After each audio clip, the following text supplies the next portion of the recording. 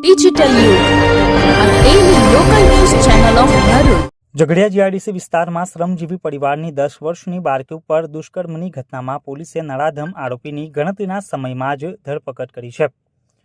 ભરૂચની ઝઘડિયા જીઆઈડીસીમાં રહેતો પરપ્રાંતીય શ્રમિક પરિવાર એક જીઆઈડીસીમાં કામ કરીને ગુજરાન ચલાવે છે, જેમની 10 વર્ષીય બાળકી સોમવારે મોડી સાંજે ઝાડી વિસ્તારમાંથી લોહીલુહાણ હાલતમાં મળી આવતા માતાના પગ નીચેથી જમીન સરકી ગઈ હતી. નરાધમ આરોપીએ બાળકી સાથે દુષ્કર્મ આચરતા તેના ગુપ્તાંગમાં ગંભીર ઇજાઓ પહોંચી હતી, જેના પગલે તેને તાત્કાલિક સારવાર અર્થે ભરૂચની સિવિલ હોસ્પિટલમાં લઈ જવામાં આવી હતી, જ્યાં તેની હાલત વધુ ગંભીર જણાતા તેને વધુ સારવાર અર્થે વડોદરા ખાતે રિફર કરાઈ હતી.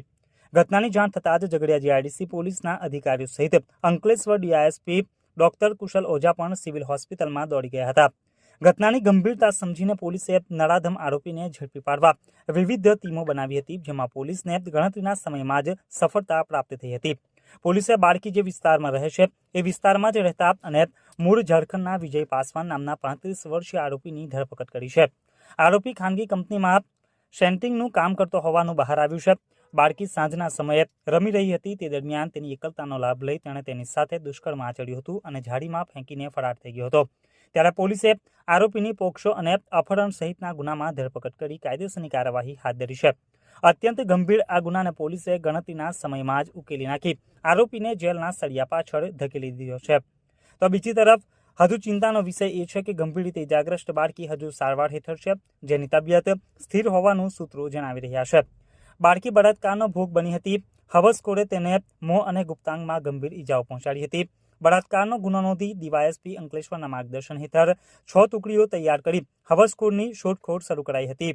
આજે વહેલી સવારે પોલીસને મોટી સફળતા હાંસલ થઈ હતી. પીડિતાના ઘરની નજીકમાં રહેતો વિજયકુમાર પાસવાન ગુનાને અંજામ આપી તેના વતન ઝારખંડ ભાગી જવાની પેરવીમાં હતો. દરમિયાન તેને ઝડપી પાડવામાં આવ્યો હતો. આરોપી ઝઘડિયાની થર્મેક્સ કંપનીમાં હેલ્પર તરીકે ફરજ બજાવતો હતો, જેની તબીબી તપાસ હાથ ધરાઈ છે. ગઈકાલ 16/12/2024 રોજ ઝઘડિયા જીઆઈડીસી પોલીસ સ્ટેશન વિસ્તારમાં એક 10 વર્ષની ઉંમર જેટલી બાળકી ઉપર દુષ્કર્મ, અપહરણ તથા પોક્સો મુજબના ગુનાની ઘટના બનેલ, જેમાં પોલીસે તાત્કાલિક એક્શનમાં આવી બાળકીની ગંભીર ઇજાઓને ધ્યાનમાં લઈ બાળકીને તાત્કાલિક સઘન સારવાર મળી રહે તેના માટે પ્રયત્ન કરેલ તથા ડોક્ટરની ટીમ સાથે કોર્ડિનેટ કરી ભરૂચ સિવિલ ખાતે સારવાર માટે પ્રયત્નો હાથ ધરવામાં આવેલ. ત્યારબાદ ઇજાઓ ગંભીર હોવાથી તેને વડોદરા એસએસજી હોસ્પિટલ ખાતે તબદીલ કરવામાં આવેલ. ત્યાં એની સારવાર સઘન ચાલુ છે. હાલમાં તબિયત અમને જ્યાં સુધી માહિતી મળે ત્યાં સુધી સ્ટેબલ છે. ત્યારબાદ આરોપીને પકડી પાડવા માટે પોલીસ દ્વારા વિવિધ ટીમો બનાવવામાં આવેલ.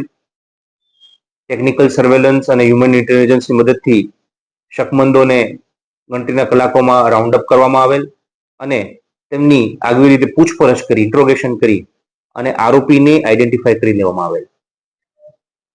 આ આરોપી જે છે એ ઝારખંડનો છે. શ્રમિક બાળકી જે કોલોનીમાં રહે છે તેની આજુબાજુના ખોલીમાં રહે છે અને એનું નામ છે વિજયકુમાર શ્રી રામાશંકર પાસવાન, ઉંમર 36 વર્ષ. તે થર્મેક્સ કંપનીમાં શેન્ટિંગ હેલ્પર તરીકે કામગીરી કરતો હતો અને મજૂરી કરી અને લોખંડને વીણવાનું કામ કરતો હતો. ત્યારે એકલતાનો લાભ લઈ આ બાળકી ઉપર બળાત્કાર અને ગંભીર ઈજા પહોંચાડવાનો ગુનો તેણે આચર્યો છે.